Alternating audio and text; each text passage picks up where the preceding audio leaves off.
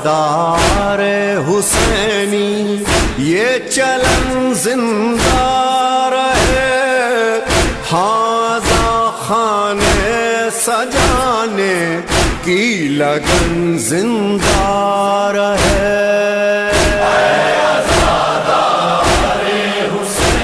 بسم اللہ الرحمن الرحیم، اللہم کل ولیک الحجت ابن الحسن صلواتک علیہ وعلی آبائہ فی هذه الساعة وفی کل ساعة ولیا وحافظا وقائدا وناصرا ودلیلا وعینا حتی تسکنه ارضک طوعا وتمتعه فیہا طویلا۔ محمد وعلی۔ اما بعد فقد اوصى الحسين بن علي عليهما السلام انما خرجت لطلب الاصلاح في امة جدي اريد ان امر بالمعروف وانهى عن المنكر واسير بسيرة جدي رسول الله صلى الله عليه وآله وسلم وابي علي بن ابي طالب صلوات۔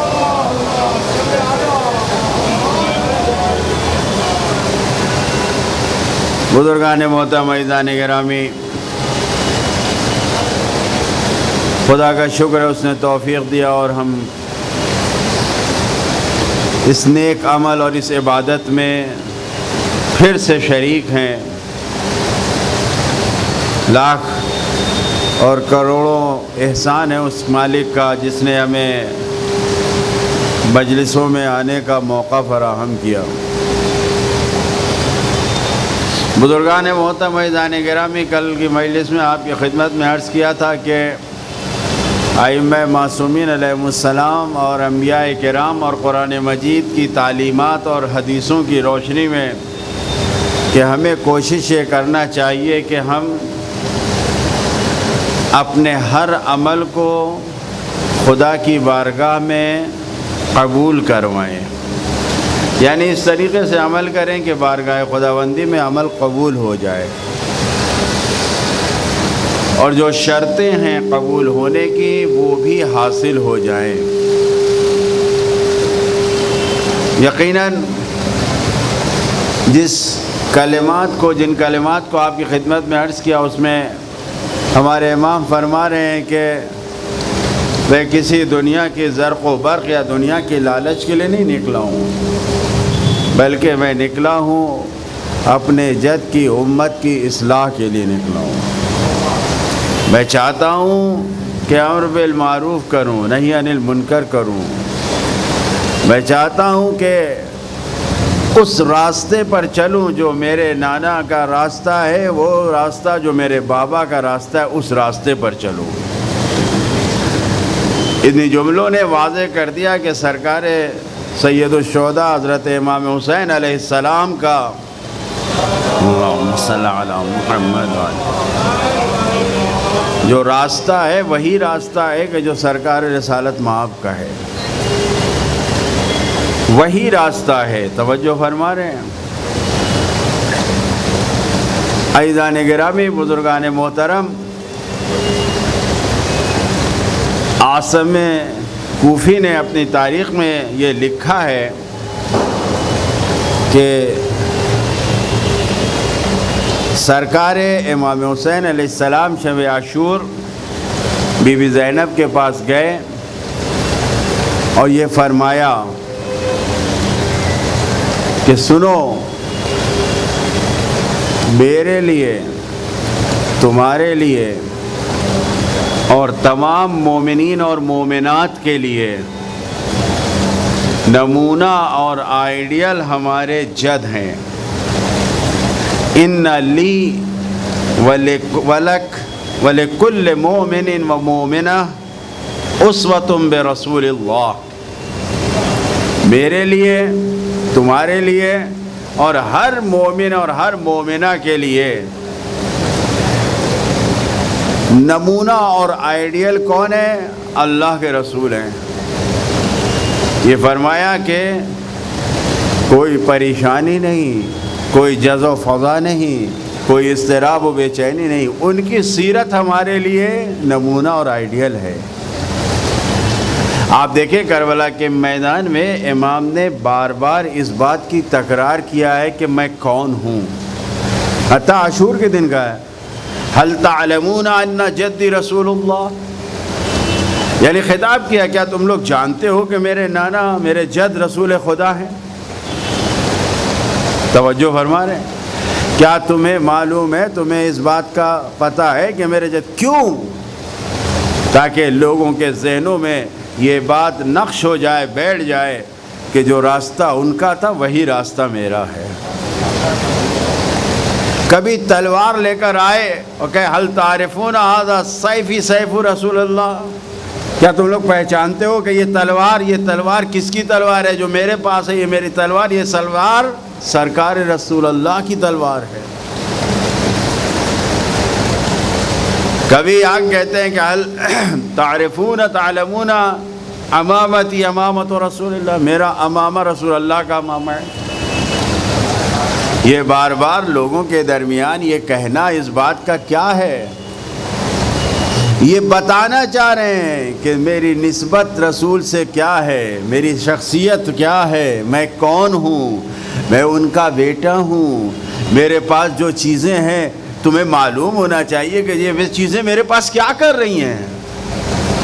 اگر تمہارے ذہنوں میں تمہارے خیال میں گناہگار ہوں، میں حکومت کے مخالف ہوں، اگر میں تمہاری نگاہ میں مجرم ہوں، تو یہ تم جان لو کہ جس رسول کا تم کلمہ پڑھ رہے ہو اس سے میری نسبت کیا ہے. یہ بار بار اعلان کرنا یہ خود کیا ہے؟ یہ بتا رہے ہیں کہ جو سیرت ہے، جو راستہ ہے میرا، وہ میرے جد کا راستہ ہے، میرے جد کا راستہ ہے. ایک صلوات پڑھیں محمد و آل محمد. ایک اہم نقطہ آپ کے ذہنوں میں رہنا چاہیے کہ 250 سال ہمارے 12 اماموں کی جو زندگی رہی ہے، اس 250 سال کی زندگی میں شان امامت، طریقہ امامت، روش، میتھڈ، راستہ کیا ہے؟ کس طریقے پہ، راستے پہ، کس پارٹ پہ چل رہے ہیں، کون سے راستے پہ چل رہے ہیں؟ 250 سال میں توجہ فرما رہے، ایک ہی طریقہ ہے، ایک ہی راستہ ہے، اور وہ کیا ہے؟ وہ سیرت رسول پر چلنا ہے. توجہ فرما رہے، ایک ہی راستہ ہے، الگ نہیں ہے کوئی راستہ. جو اللہ کے رسول کرتے تھے وہی یہ کر رہے ہیں، جو وہ کہتے تھے وہی یہ کر رہے ہیں. 250 سال توجہ فرما رہے ہیں. ایک اہم نقطہ ہے یہ. اسی لیے ایران کے رہبر آغا خامنئی نے ایک کتاب لکھی ہے 250 سالہ انسان. توجہ ہے، کیا کوئی 250 سال کا انسان ہوتا ہے؟ نہیں. مقصد یہ ہے کہ امام اول سے لے کے امام 11 اور امام 11ویں اور 12ویں امام تک کا جو 250 سال کا زمانہ گزرا ہے، اس 250 سال کے زمانے میں ہر امام کا جو ایک کردار ہے وہ انسانیت کا ایک رخ ہے. توجہ فرما رہے ہیں.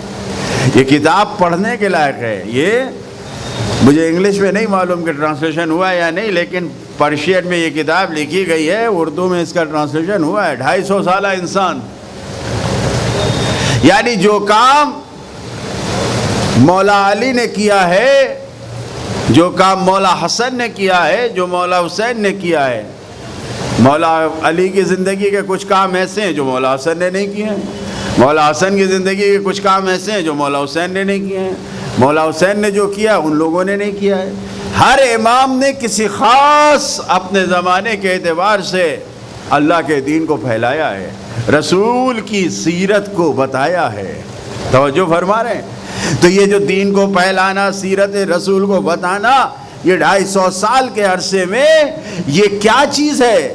یہ بتا رہا ہے کہ 250 سال میں جو 12 شخصیتیں آئی ہیں کہ اس کا 12واں ابھی بھی موجود ہے، خدا کا شکر ہے، کوئی فرق نہیں ہے سنت رسول میں اور تعلیمات قرآن میں۔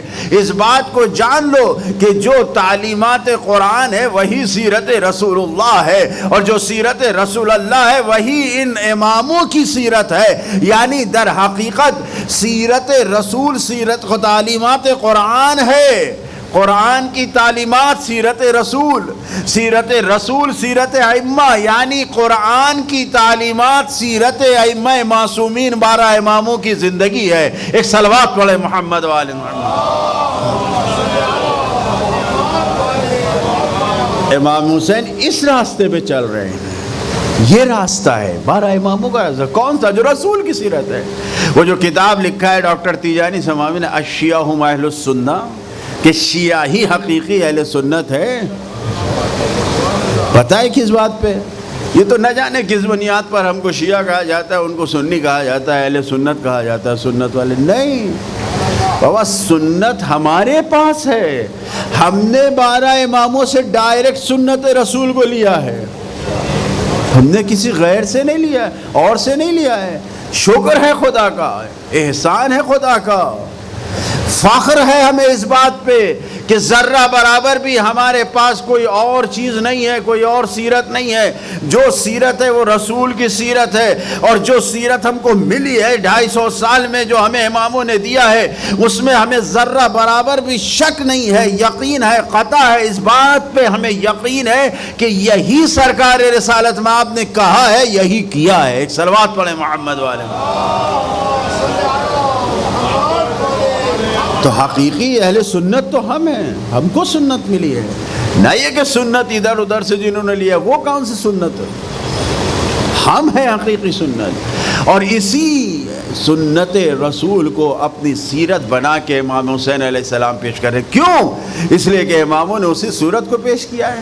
یہ سیرت وہ ہے کہ چاہے جس پیکر میں دیکھیں، چاہے پیکر علوی ہو یا پیکر حسنی ہو، چاہے پیکر حسینی ہو یا پیکر سجادی ہو، چاہے پیکر باقری ہو یا پیکر صادقی و جعفری ہو، چاہے پیکر کاظمی ہو یا پیکر رضوی ہو، چاہے پیکر تقوی ہو یا پیکر نقوی ہو، چاہے پیکر عسکروی ہو یا پیکر امام زمانہ ہو، ہر پیکر میں ایک ہی سیرت نظر آ رہی ہے، اور وہ سیرت رسول اللہ صلی اللہ علیہ وسلم ہے۔ ایک صلوات پڑھے محمد والے۔ پیکر بدلے ہیں، زمانہ بدلا ہے، شخصیتیں بدلی ہیں، لیکن پیغام ایک ہی پیغام ہے، راستہ ایک ہی پیغام ہے۔ جس راستے پہ چل رہے ہیں حسین، وہ راستہ کچھ اور نہیں ہے، وہ سیرت رسول ہے، رسول اللہ کا راستہ ہے۔ اسی راستے پہ کربلا کی طرف بڑھ رہے ہیں، وہ چل رہے ہیں۔ ایک صلوات پڑھے محمد والے محمد۔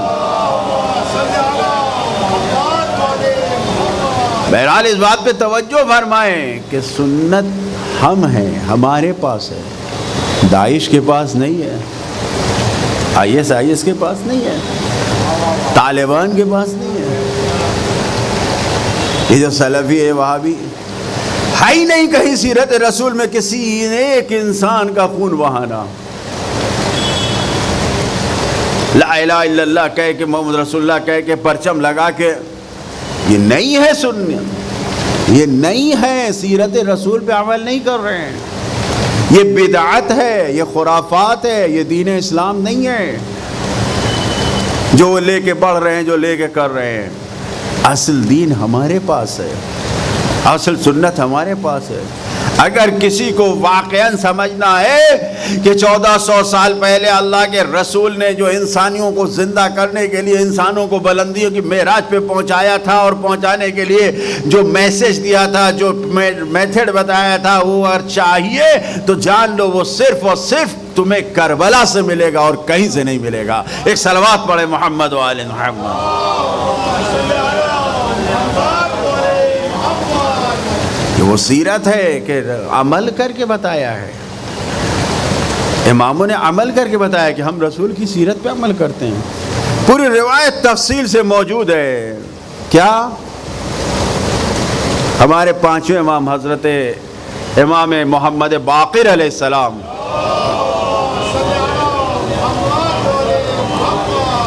وضو کر رہے ہیں، پوری روایت موجود ہے تفصیل کے ساتھ، 1 پیج کی پوری روایت ہے، A4 سائز کی پوری 1 پیج کی روایت۔ پورا وضو کرنے کے بعد فرماتے ہیں ھذا سنت رسول اللہ، یہ اللہ کے رسول کی سنت ہے، نہ اس میں کچھ کمی ہے نہ اس میں اضافہ ہے، یہی رسول ہے۔ ھذا وضو رسول اللہ، یہ روایت مولا کے الفاظ ہیں، یہ اللہ کے رسول کا وضو ہے، نہ اس میں کچھ کم ہے نہ اس میں کچھ زیادہ ہے۔ یعنی کیا مطلب ہے؟ کیا مطلب ہے؟ یہ ہمارے لیے پیغام ہے کہ اے حسینیوں، اے حسینی جوانوں، اپنے آپ کو کربلا سے جوڑو اگر چاہتے ہو کہ زندگی کامیاب ہو، اگر چاہتے ہو دنیا میں مال و دولت اکٹھا کر کے، شہرت اکٹھا کر کے، نام کما کے بلندیوں کو پا لینا، یہ تمہاری زندگی کی کامیابی نہیں ہے۔ کیوں؟ اس لیے کہ تم ہر شب جمعہ پڑھتے ہو خود فوزن عظیمہ۔ بڑی کامیابی کیا ہے؟ بڑی کامیابی وہی ہے کہ جو حسین کے ساتھیوں کو ملی ہے۔ جبھی تو کہتے ہیں یا لیتنا کننا معکم، اے کاش ہم بھی تمہیں، یعنی ہمیں یقین ہے اس بات کا کہ سب سے بڑی کامیابی یہی ہے کہ حسین کے راستے پہ چل کے ان کی راہ میں فدا ہو جاؤ۔ جبھی تو ہم ہر شب جمعہ اس جملے کو دہراتے ہیں۔ تو امام چاہتے ہیں پیغام کربلا اور پیغام محرم یہی ہے کہ حسینیوں جوانوں اپنے آپ کو اس مکتب سے جوڑو، اس در سے جوڑو اگر بڑی کامیابی چاہتے ہو۔ دنیا تمہیں قدموں میں ڈال دی جائے، لیکن اگر اس مکتب پہ نہیں آئے تو اس کا مطلب تم ناکام ہو۔ کامیاب یہ ہو کہ دنیا ہو نہ ہو تمہارے پاس، لیکن یہ در تمہارے پاس موجود ہو تو تم کامیاب ہو۔ ایک صلوات پڑھے محمد و آل محمد۔ لہذا اس نبی کی سیرت پہ نہج البلاغہ میں مولا کائنات نے فرمایا فَتَعَصِّ بِنَبِيِّكَ الْأَطْيَبِ الْأَطْهَرِ، اپنے نبی طیب و طاہر کی پیروی کرو۔ وہ اسوہ ہیں، آئیڈیل ہیں، یعنی ان کو آئیڈیل بناؤ۔ نبی اطہر کیوں؟ فَإِنَّ فِيهِ أُسْوَةٌ لِمَنْ أَسَّتَ، کیونکہ اس میں جو ان کی جو پیروی کرنا چاہے اس کے لیے ان کی ذات میں سب کچھ موجود ہے۔ مولا علی فرمایا، نہج البلاغہ میں موجود ہے۔ اور پھر بعد میں یہ جملہ فرمایا احب العباد الی اللہ، اللہ سے سب سے زیادہ قریب کون ہے؟ المتعصی بنبیہ، جو اس کے نبی کی پیروی کر رہا ہے، جو اس کے نبی کے راستے پہ چل رہا ہے، وہ اللہ کا سب سے محبوب بندہ ہے۔ عزیزان گرامی توجہ فرمائیے، خدا کا محبوب بندہ کس ذریعے کیسے ہوگا؟ کیا اپنے دل سے نماز پڑھنے سے کہ جو ہم چاہیں وہ کرے، یا جو ہم کو تعلیمات سے ہٹ کے بتائی گئی ہے وہ راستے پہ چلیں ہم؟ وہ نماز، وہ روزے، وہ حج نہیں۔ اگر چاہتے ہیں کہ خدا کے محبوب بندے بنے تو خدا کے محبوب بندے بننے کے لیے ضروری ہے نبی کی پیروی کریں، نبی کے راستے پہ چلیں، اس راستے پہ چلیں کہ جس پر حسین چل رہے ہیں اور کہہ رہے ہیں اس راستے پہ چلو۔ کیونکہ مولا علی نے یہ بات کہا ہے کہ اگر چاہتے ہو کہ اللہ کے محبوب بن جاؤ، یعنی کامیابی حاصل کرو، تو اپنے نبی کے راستے کی پیروی کرو۔ ایک صلوات پڑھیں محمد و آل محمد۔ لہذا جو قرآن میں بتایا گیا ہے نبی کی تعصی کرنے کے لیے کیا ہے؟ 3 شرطیں بتائی گئی ہیں۔ حسین کا راستہ کیا ہے؟ جو نبی کا راستہ ہے، اور نبی کی تعصی کرنے کے لیے ان کے راستے پہ چلنے کے لیے 3 شرطیں۔ قرآن مجید کی یہ آیت ہے، کیا ہے آیت؟ لَقَدْ كَانَ لَكُمْ فِي رَسُولِ اللَّهِ أُسْوَةٌ حَسَنَةٌ لِمَنْ كَانَ يَرْجُو اللَّهَ وَالْيَوْمَ الْآخِرَ وَذَكَرَ اللَّهَ كَثِيرًا۔ جس کے اندر یہ 3 کوالٹی پائی جائے گی وہ نبی کے راستے پہ، وہ حسین کے راستے پہ چل رہا ہے۔ حسین کا راستہ کیا ہے؟ جو نبی کا راستہ ہے۔ نبی کا راستہ کیا ہے؟ قرآن کہہ رہا ہے کہ نبی تمہارے لیے آئیڈیل ہیں۔ کس کے لیے؟ لمن کان یرجو اللہ، جو اللہ سے امید رکھتا ہے، یعنی جو خدا والا ہے۔ نبی اسی کے لیے آئیڈیل ہیں جو خدا والا ہے، نبی اسی کے لیے آئیڈیل ہیں کہ جو قیامت پہ یقین رکھتا ہے، نبی اسی کے لیے آئیڈیل ہیں جو خدا کو یاد رکھتا ہے، وہ بھی کثرت سے بہت زیادہ۔ ایسا نہ ہو کہ انسان بھول جائے، ایسا نہ ہو کہ انسان غافل ہو جائے۔ ہماری اکثر میٹنگیں ہوتی ہیں، بمبئی کے بڑے بڑے جو برادران اسلام کے علماء ہیں ان کے ساتھ جانا پڑتا ہے۔ ایک میٹنگ میں جا رہے تھے، تقریباً 40 منٹ ٹیکسی میں بیٹھے ہوئے تھے، دو بہت بڑے یہاں کے بامبے کے اہل سنت کے علماء آپس میں بات کر رہے تھے۔ ایک عام انسان جس نے کچھ کتابیں لکھی ہیں، ایک بڑا عالم دوسرے عالم سے پوچھ رہا تھا ان کے بارے میں، آپ نے ان کی کتاب ہمیں بتائی تھی، ہم نے پڑھا، بہت کچھ اس میں ملا، ہمیں افسوس ہوا کہ ہندوستان میں زندگی گزارنے والے عام انسانوں کا زندگی نامہ میں نے سرچ کیا، شاید 700-800 صفحے کی کتاب ان کی زندگی کے بارے میں۔ افسوس ہوا، اتنا افسوس ہوا کہ نبی کی سیرت ان کو نہیں دکھائی دے رہی ہے، نبی کے اہل بیت کی سیرت ان کو نہیں دکھائی دے رہی ہے کہ ان کی سیرت کو پڑھیں، ان کے طریقے پہ چلیں، ان سے کچھ حاصل کریں۔ حاصل کر رہے ہیں تو کس سے کہ جو انہی جیسا ہے۔ ارے اس سے حاصل کرو جو تمہارے جیسا نہیں ہے، ولو خدا نے کہا ان بشر مثلکم تمہارے جیسا ہے، لیکن یوحا الیہ، نبی نے کہا ہے نا کہ انما انا بشر مثلکم، میں تو تمہارے ہی جیسا انسان ہوں، لیکن یوحا الیہ، ہماری طرف وحی آتی ہے۔ فخر ہے ہمیں، شکر ہے ہمیں کہ ہم ہر قدم بڑھاتے ہیں تو اس کے راستے پہ چلتے ہیں کہ جو ہمیں اماموں نے دیا ہے، اور وہ راستہ کوئی اور نہیں ہے، وہ سیرت رسول کا راستہ ہے۔ ایک صلوات پڑھے محمد و آل محمد۔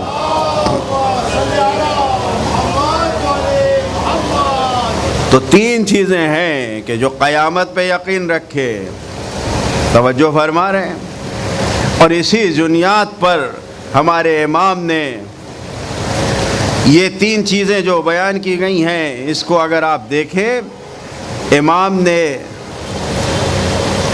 قیام کیا، میدان میں آئے، سیرت رسول سب کو ماننا ہے۔ سیرت رسول ماننے والے کی شرط کیا ہے؟ پہلی شرط یہ ہے کہ اللہ کو قبول رکھتا ہو، جو تعلیمات ہے، جو قرآن آیا ہے، جو تعلیمات قرآن ہے، جو اس کو قبول رکھتا ہو۔ امام نے قیام کیا کس کے خلاف؟ جہاں رسول کی سیرت کی پامالی کی جاتی ہے۔ یزید کیا رسول کی سیرت پہ عمل کر رہا تھا؟ وہ تو صاف صاف کہتا ہے ما جاء وحی ولا نزل، کوئی وحی آئی نہیں ہے، کوئی حدیث آئی نہیں ہے، اس کا تو صاف صاف یہ کہنا ہے نا، رسول کے احکام پہ عمل کر رہا ہے۔ اللہ کے رسول نے قرآن مجید کی تعلیمات کی بنیاد پر بتایا ہے کہ شراب پینا حرام ہے، معلن الفسق ہے، امام کہہ رہے ہیں یزید شارب الخمر ہے، کھلم کھلا گناہ کرنے والا، شراب پینے والا۔ امام میدان میں آ رہے ہیں تو کس کے خلاف آ رہے ہیں؟ کس کے خلاف آ رہے ہیں؟ اس کے خلاف آ رہے ہیں کہ جو رسول کی سنت کی دھجیاں اڑا رہا ہے، جو بیٹھا تو ہے خلیفہ بن کر، لیکن ذرہ برابر بھی خلافت یعنی خلیفہ رسول بن کے بیٹھا ہے، لیکن ذرہ برابر بھی رسول کی تعلیمات جس میں پائی نہیں جاتی ہے۔ توجہ فرما رہے ہیں؟ جو اصلی جانشین ہے، اس بنے ہوئے جانشین کے خلاف میدان میں آ کے یہ بتانا چاہ رہا ہے کہ دیکھو جو قرآن کہہ رہا ہے، جو رسول کہہ گئے ہیں، اس کے اوپر عمل کرنا ہے تو ایسے لوگوں کے خلاف تمہیں کھڑا ہونا پڑے گا کہ جو تعلیمات رسول اور تعلیمات قرآن کے خلاف جا رہے ہیں۔ وہ خدا کو مانتا ہی نہیں، وہ کہہ رہا ہے کوئی قرآن آیا ہی نہیں ہے، یہ تو بنو ہاشم نے کھیل کھیلا ہے حکومت کرنے کے لیے، نہ قرآن آیا ہے، نہ وحی نازل ہوئی ہے، کچھ نہیں ہے، شراب پی رہا ہے، کھلم کھلا دین کا مذاق بنا رہا ہے، اس کے خلاف امام میدان میں آ رہے ہیں تاکہ بتا سکیں کہ دیکھو قرآن کس کے پاس ہے اور ہم کس لیے میدان میں آئے ہیں۔ ایک صلوات پڑھیں محمد وآل محمد۔ یہ طریقہ ہے۔ بہرحال اگر آپ دیکھیے مسعودی نے اس واقعے کو لکھا ہے، مروج الذہب جو مسعودی کی تاریخ کی کتاب ہے، سیرت نبی کی تاریخ لکھا ہے، اس میں یہ لکھتا ہے مسعودی کہ جب معاویہ کی حکومت ہوئی تو اس وقت ایک جلسہ ہوا، ایک میٹنگ ہوئی، اس میٹنگ میں سارے بنو امیہ جمع تھے۔ ابو سفیان اندھا ہو چکا تھا، وہ تو ہمیشہ سے دل کا اندھا تھا، آنکھوں کا بھی اندھا ہو گیا تھا جی، وہ کبھی دل کا اندھیر یعنی روشنی اس کے دل میں آ ہی نہیں، ہمیشہ اندھا تھا۔ جب عمر بڑھی، جب معاویہ تخت پہ بیٹھا اور بادشاہ بنا تو آنکھوں کا بھی اندھا ہو گیا، تو اس کو پکڑا کے لے آئے اور جلسہ ہو رہا تھا، تو اس جلسے میں وہ پوچھتا ہے کوئی بنی ہاشم تو یہاں نہیں بیٹھا ہے؟ کوئی بنی ہاشم تو یہاں نہیں بیٹھا ہے؟ آپ جانتے ہیں اس کو کتنا بغض تھا؟ جناب حمزہ سید الشہداء کی قبر پہ لات مار مار کے یہ کہہ رہا تھا، حمزہ دیکھو سب جھوٹ تھا جو تمہارے بھتیجا کہہ کے گیا، سب جھوٹ تھا، دیکھو سب ختم ہو گیا، حکومت ہمارے پاس ہے۔ یہ اس میٹنگ میں کہتا ہے کہ دیکھو یہ جو حکومت کی بال تمہارے پالے میں آ گئی ہے، بنی امیہ کے پالے میں آ گئی ہے، اس کو چھوڑنا نہیں، اب یہ تم اپنے ہی پاس اس بال کو گھماتے رہنا، بنی امیہ سے باہر نہ جائے۔ جب اس سے بتایا گیا کہ کوئی بنی ہاشم نہیں، کچھ نہیں ہے، سب اپنے والے ہیں، سب بنی امیہ ہیں، تو اس نے اس وقت کہا ہے، اور خوب مانا انہوں نے، اللہ کی باتوں کو تو نہیں مانا، قرآن کی باتوں کو تو نہیں مانا، رسول کی باتوں کو تو نہیں مانا، لیکن ابو سفیان جیسے دل کے کالے انسان، اندھے انسان کی باتوں کو خود مانا۔ 132 ہجری تک بنی امیہ نے حکومت کو سنبھال کے رکھا جیسا اس نے کہا تھا۔ اتنی دشمنی تھی تعلیمات رسول اور تعلیمات قرآن سے کہ جو بنی امیہ کے درمیان پائی جاتی تھی، امام ایسے حکمرانوں کے خلاف میدان میں آ کے کہہ رہے ہیں کہ میں رسول کی سیرت پہ چل کے، میں اپنے جد کی سیرت پہ چل کے، میں اپنے بابا کی سیرت پہ چل کے ایسے لوگوں کی حقیقت کو عام کرنا چاہتا ہوں۔ ایک صلوات پڑھیں محمد وآل محمد۔ اور حقیقت یہ ہے کہ تاریخ والوں نے لکھا تو بہت کچھ ہے۔ ابن ادریس ایک مغرب کا رہنے والا ہے۔ مغرب عربی میں 3 کنٹری کو کہتے ہیں، تونسیہ، الجزائر اور مراکش، موروکو، 3 کنٹریز کو عربی میں مغرب کہتے ہیں۔ اب یہ شاید الجزائر کا ہے یا تونسیہ کا رہنے والا ہے، ابن ادریس نام ہے۔ آپ جانتے ہیں اس نے کتاب لکھا ہے شیعن الحسین، مجھے حسین نے شیعہ بنایا۔ کیسے شیعہ بنایا؟ یہ آج کے دور کی بات ہے، بہت زیادہ نہیں، 20 25 30 سال پہلے کی بات ہے، شاید ابھی زندہ بھی ہے، ابھی مرا نہیں ہے، ابھی زندہ ہے بندے خدا۔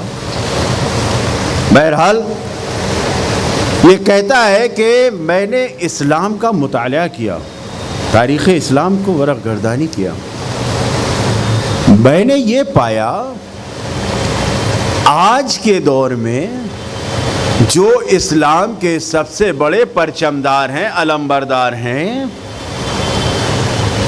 وہ نبی کے نواسے کے قاتل کے لیے براءت کا، اس کو گناہ سے پاک کرنے کے لیے کتابیں لکھ رہے ہیں۔ باقاعدہ سعودی عرب میں کتاب لکھی گئی ہے، براءت امیر المومنین یزید عن قتل الحسین۔ براءت یعنی بیزا، یعنی بری کر دینا، یعنی کوئی اس کا گناہ نہیں تھا. یہ لکھا ہے لعنت اللہ علیہ کے بارے میں، امیر یزید کے بارے میں، کہ امیر المومنین یزید بری ہے قتل حسین سے. یہ توجہ فرما رہے ہیں. غزالی نے تو بہت سال پہلے لکھا تھا نا اپنی کتاب میں کہ یزید پہ لعنت بھیجنا جائز نہیں ہے. زبان کے گناہوں کو جہاں پر اس نے بیان کیا ہے، زبان کی خطاؤں کو، احیاء العلوم میں غزالی نے وہاں پہ یہ بات بحث کی ہے کہ حتیٰ زبان کو اتنا محفوظ و پاک رکھو کہ یزید کو بھی گالی نہ بکو، یزید کو بھی لعنت نہ بھیجو. گالی نہیں، لعنت نہ بھیجو. گالی تو ہم کسی کو نہیں بکتے، لعنت بھیجتے ہیں. قرآن نے لعنت بھیجی ہے تو ہم بھی بھیجتے ہیں. یہ ہمارے ذہنوں میں محفوظ ہو رہنا چاہیے کہ ہم گالی نہیں بکتے. نہیں، علی کے چاہنے والوں کا شیوا گالی بکنا نہیں ہے. کسی کو گالی نہیں دیا، کبھی کسی کو گالی نہ دو. لعنت بھیجو، جتنی لعنت بھیج سکتے ہو. اس لیے کہ دشمنان خدا اور دشمنان رسول اور دشمنان آل رسول پر تو خود قرآن میں خدا نے بھی لعنت بھیجی ہے. لعنت بے شمار. ابن ادریس مغربی کہتے ہیں کہ لکھتے ہیں کہ میں نے دیکھا کہ آج کے دور میں قاتل نواس نبی، فرزند نبی کے قاتل سے لوگ بری کر رہے ہیں اس قاتل کو. میں نے مطالعہ شروع کیا، میں نے دیکھا تو مجھے اتنا افسوس ہوا. پہلے جب حسین کی زندگی کو دیکھا تو میں نے پڑھنے کے بعد میں نے اس عقیدے کو خدا حافظ کیا کہ یہ عقیدہ نہیں ہے، اور اس عقیدے کو اختیار کیا اور پھر کتاب لکھا انہوں نے، شیعن الحسین علیہ السلام، مجھے مولا حسین نے شیعہ بنایا ہے. ایک صلوات پڑھے محمد والے. توجہ فرما رہے ہیں، مجھے مولا حسین نے شیعہ بنایا ہے. یہ وہ منزل ہے کہ انسان اس مکتب کی قدر کرے. ہمیں اس مکتب کی، اس در کی، اس فرش حسین کی قدر کرنا چاہیے. اس مجلس حسین کی قدر کریں، اس کے وقار کو ختم نہ ہونے دیں، اس کے کریڈٹ اور اعتبار کو کم نہ ہونے دیں.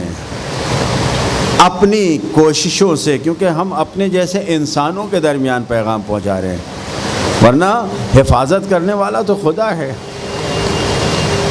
جس نے قرآن کو بچایا ہے، جس نے نماز کو بچایا ہے، جس نے دین الہی کو بچایا ہے، زندہ کیا ہے، تو اس کی حفاظت تو خدا کرنے والا ہے.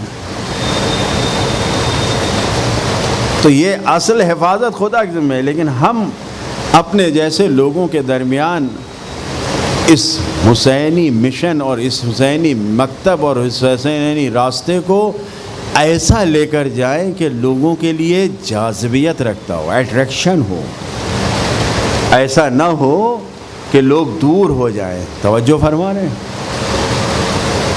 یہ بہت بڑی نعمت ہے اہل بیت کے چاہنے والوں کے لیے. یہ بہت ہی قیمتی زیور ہے.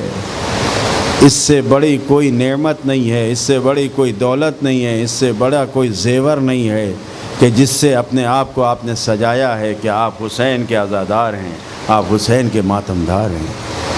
توجہ فرمانا. آج دوسری محرم کی شب،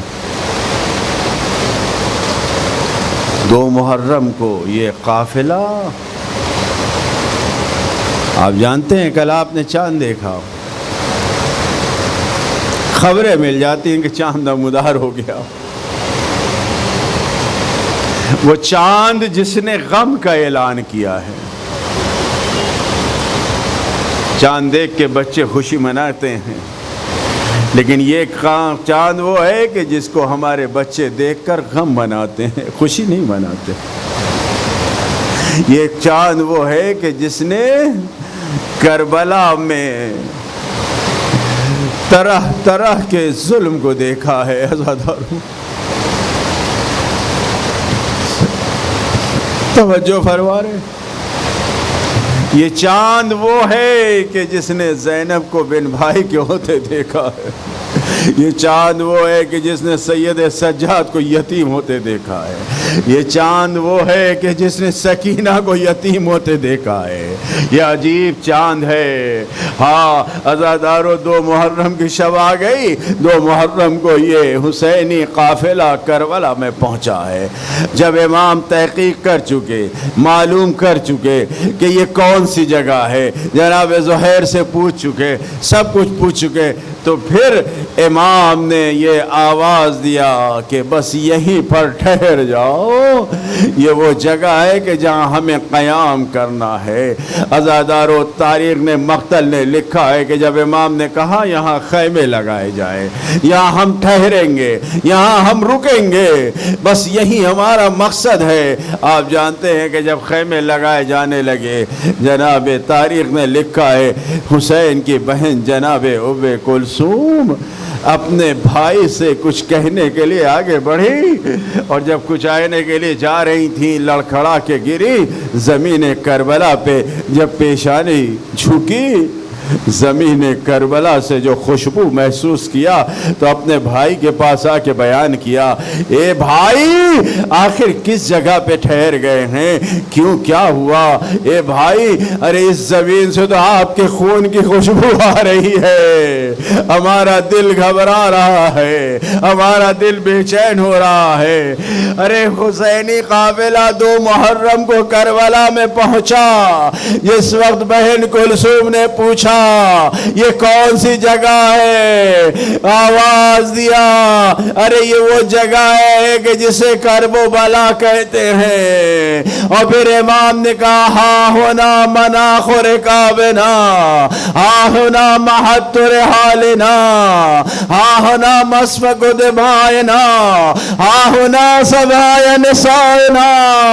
ارے یہ وہ سرزمین ہے کہ جس سرزمین پہ ہمارے خیمے لگائے جائیں گے، جس سرزمین پہ ہمارے قیام نصب ہوں گے، ارے جس سرزمین پہ ہم قیام کریں گے، جس سرزمین پہ ہمارے بچے پیاسے رہیں گے، ارے جس سرزمین پہ ہمارا خون بہایا جائے گا، ارے جس سرزمین پہ ہمارے بچوں کے گلے کاٹے جائیں گے، جس سرزمین پہ ہمارے عورتوں کو رسن میں باندھا جائے گا۔ لو عزادارو، 2 محرم کی رات آ گئی، حسین نے اعلان کر دیا ہم کربلا پہنچ گئے۔ عزادارو، ہماری مصیبتوں پہ گریا کرو، ہماری مصیبتوں پہ ماتم کرو، ہمیں رلا رلا کے مارا۔ لعنة الله على القوم الظالمين سيعلم الذين ظلموا أي منقلب ينقلبون إنا لله وإنا إليه راجعون۔